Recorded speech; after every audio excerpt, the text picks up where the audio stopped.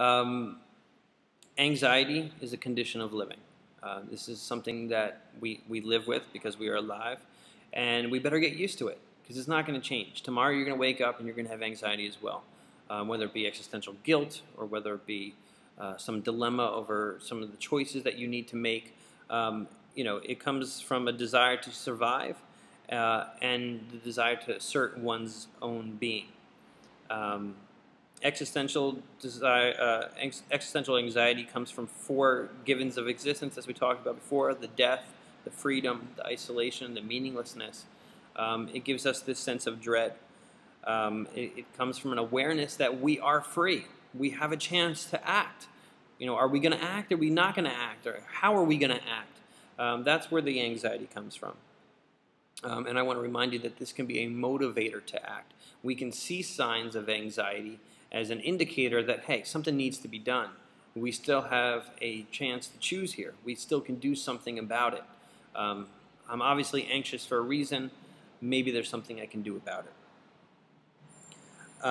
And they do try to make a distinction between a normal amount of anxiety and a dysfunctional amount of anxiety. At some point, it begins to kind of cripple you and hurt you. And hopefully, we don't get into that category. And if our client is in that category, we want to try to pull them out of that category and make them understand their anxiety a little bit better and hopefully use it in a positive way.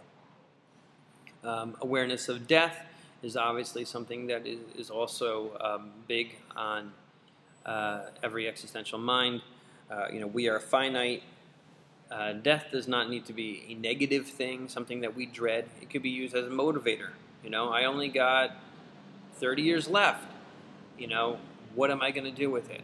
It makes every moment precious. It makes this minute right here that you're watching this video precious. If there's something that you want to do with your life, get off your butt and start doing it, because you're not going to have life forever. That's why the present is so important. So we have this process, a therapeutic process, when we're talking about existentialism. And it's really to recognize ways that people are not living their lives fully, ways that people are not living authentic lives, and they're not making choices for themselves. We need to help people realize that you can't escape your freedom, that you are responsible for your choices. And that if you relinquish your freedom, if you let other people choose for you, for example, that you're not living, you're living an inadequate life. You're living a life that's not free for you if you let other people or other things make decisions for you. We're trying to bring a sense of aliveness to our clients, a sense that, hey, this is an opportunity. You have a choice. You can do something. What do you want to do? The world is your oyster. We're trying to instill that energy within our clients. Obviously, we're trying to have an increased awareness of what they're doing, why they're doing these things, and how the ideas of existence come into play and how they affect what's going on. We want to kind of try to give them alternative ways of living. Instead of seeing tragedy, we want them to see opportunity. For the therapist, this is not a technique-oriented approach. This is not like Freud in psychoanalysis, for example, where we're talking about dreams, where I'm like, tell me about your dreams, or tell me about your early childhood, or something like that.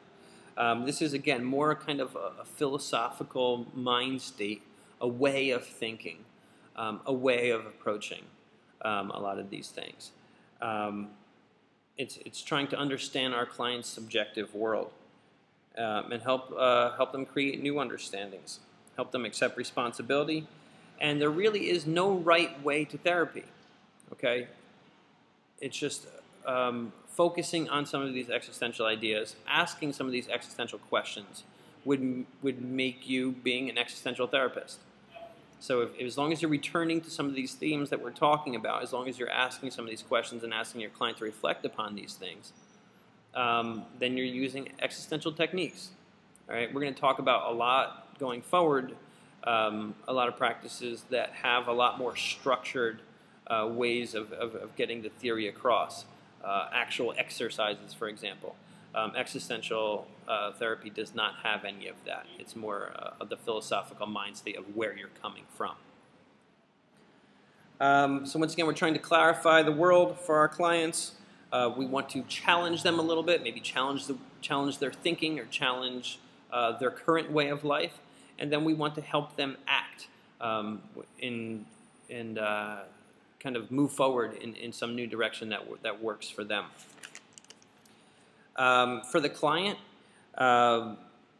they need to take seriously how they view the world. They need to be able to analyze themselves. Their goal is to find some sort of new insight, and then they're going to have to take action based on that new insight.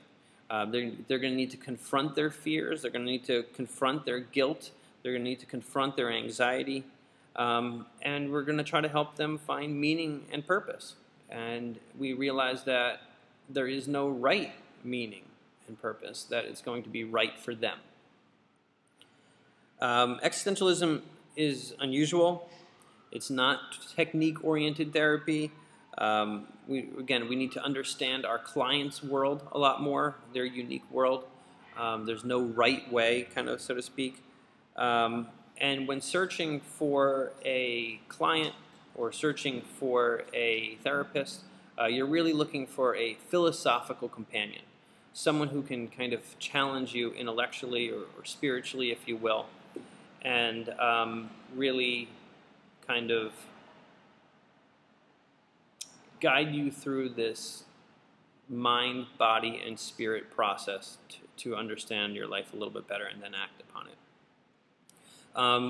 What else is really neat on a closing thought about existentialism is there are some wonderful books out there. I don't know if you guys have ever had a chance to come across them. Jean-Paul Sartre has some great stuff. Albert Camus has some great stuff. Nietzsche's stuff is great. Kafka has some great stuff. So you might want to explore some of the existential books. A lot of them are very short books, maybe 100, 200 pages, that really delve into some of the themes of existentialism, the anxiety or the dread or the fear of death or responsibility and choices and things like that. So if you have an opportunity, explore some of those books, because not only are they great artistic pieces of work, but they also teach you about existentialism. So I hope this brief video lecture was helpful. I hope it can be used in conjunction with your texts and with the blogs and help you understand existentialism a little bit more. And if this interests you, then please continue reading on your own accord. Good luck, and I will talk to you next week about person-centered therapy. Take care.